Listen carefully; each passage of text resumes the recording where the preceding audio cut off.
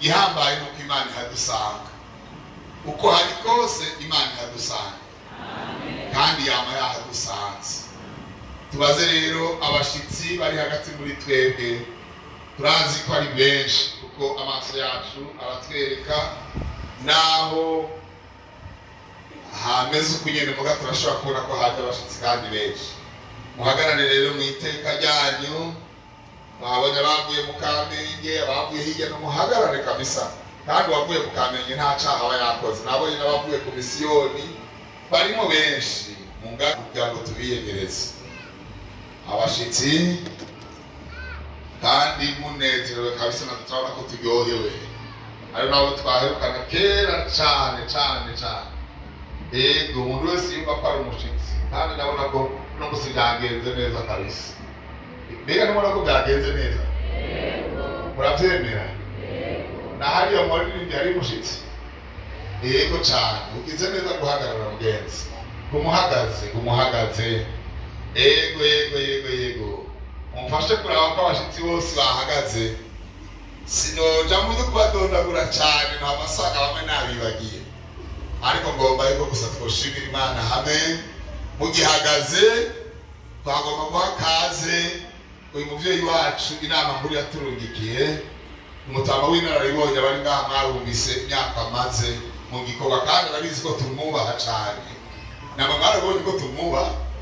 Ego cyane, bameze nk'aba bakwiye kubahwa cyane. Umutama wa kera kandi dukunda, no mu nama yacu aturuhuri yavuze. Igari umuntu avuga ukumbura aruhutse.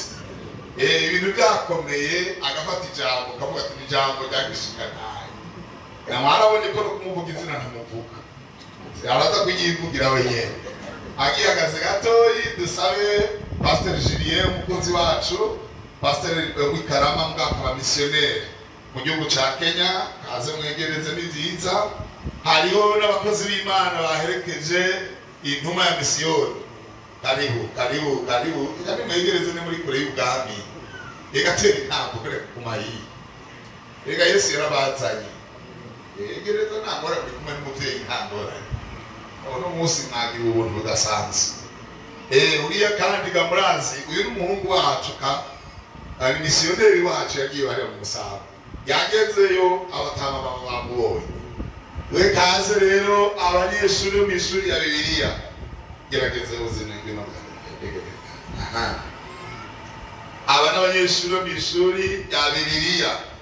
Babandi twama tubashikiriza intasho zabo iko twamye kwigisha hariya. Ndabona abantu benshi bo mu Kamenge mwagize neza. Ndabona bo mu Ngagara, ndabona bo mu Gishingano, ndaba madame mwarimu waje. Ariko rero hari n'undi muvyeyi wacu ari hano, Mama Pastor Abel. Kandi murazi iyo ataje ngaha aba yanuze bamutumye ko hariya ubundi kabisa ntigira adutererana urubanza. Yego cyane, reka rero sabe wa muvyeyi asemukire bose mukora. Yesu nashimwe. Amen. Terura ibiganza turamukanye. Turabaramukije mwese tubagumbira mu izina rya Yesu Kristo umwami n'umukiza wacu. Amen. Mbega tubahaye kaze mu izina rya nde? Yesu Kristo. No musi havyukiye imbeho mwakanye mu mihogo.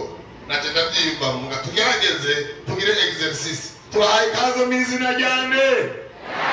Yesu Kristo. Yesu Kristo abakorera iki?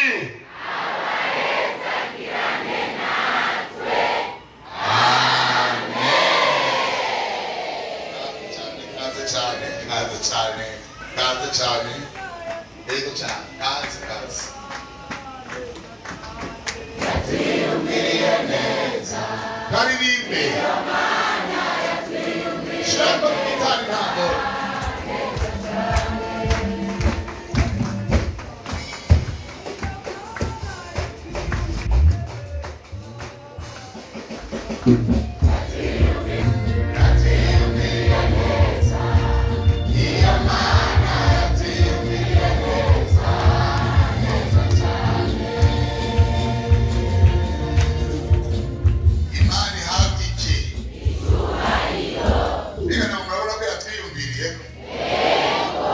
Aba bantu bari imbere yacu tubaganye ibyiza biri hariya, inyuma yanyu hari ibyiza byinshi cyane kandi hasa neza.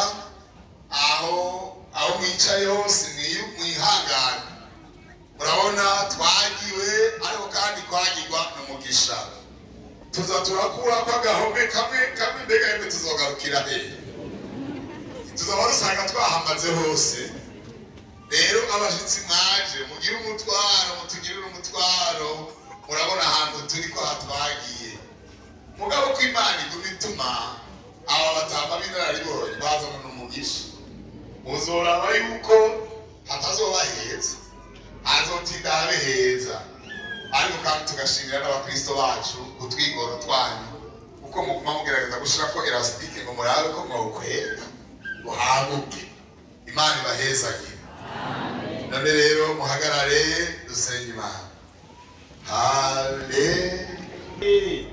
turagushimiye Imana ko wemeye, turagushimiye ko wemereye abakozi bakaduha kuri uyu musozi, turagushimiye Imana ko wemereye abaririmbyi bakaririmba, turagushimiye Imana ko wemereye ishengero rikinjira, turagushimiye Imana ko imiryango yuguruye uyu munsi kandi hari aho bitakunze.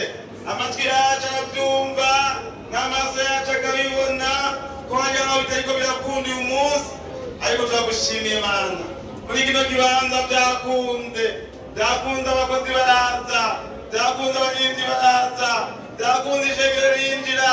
turaguha icyubahiro Mana kubw'ibyo. none rero ahantu Mana ubari uduhezagirira, ahantu Mwami utugendere mu izina rya Yesu. turasabye ubushobozi bwa Mpwemu Yera bwo bwururukire muri kino kibanza. turasabye inkomezi mu izina rya Yesu. turasengera abakozi mu izina rya Yesu. turasengera uwo watumye mu izina rya Yesu. turamuhagariza ku gitanda kitanyeganyega. turasabye Mwami ngo avugishwe nawe, uramugira igikoresho cyawe Mana, kuko ari wowe wamuhamagaye kandi intumbero yawe kwari kugira ngo ubutumwa bushike kure. kandi umwatirizi umuze mu bugaragwa wamuhaye ibyo yasemerera ngo nimuze mwese mwihane ubwami bwo mu ijuru buri hafi. twaje Mwami, twaje uko turi kose Mwami, twaje. hari abaje kukurondera barira mu izina rya Yesu.